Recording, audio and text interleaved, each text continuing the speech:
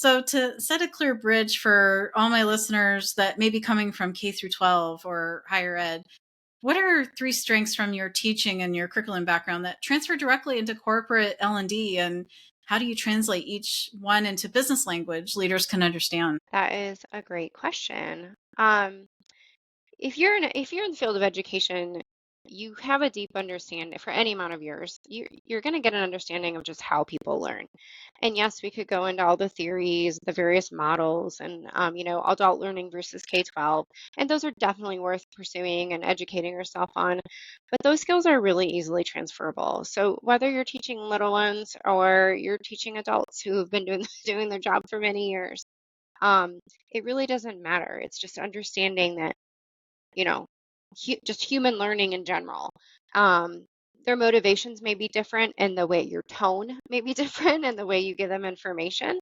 But regardless, just it's kind of interesting how if you asked somebody on the street, teach me how to do this, they might not even know how to start, but a teacher would know how to do that. Step one, step two. So you know what I mean? Like they would be able to figure that out. And then when you see those gaps in learning, you know how to dissect that disconnect between um, what do they currently have, current resources or lack thereof, and what does the learner need to be successful. You can mitigate those missed learning cues. You can figure out, okay, this, and this, but what is it that you're not quite getting? And teachers really hone that skill over the years. They really get good at, just drilling down to what is the problem here to where we're having a disconnect or something like that.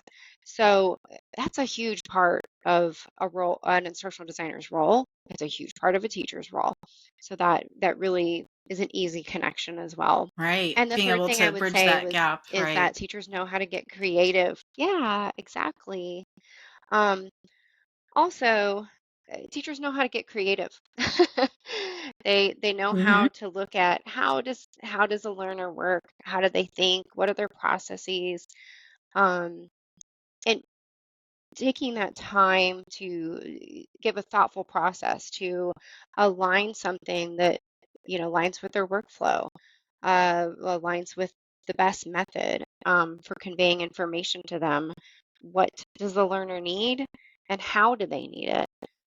So those are just really all things that teachers do every day that you have to do in instructional design as well. Those are key skills for sure.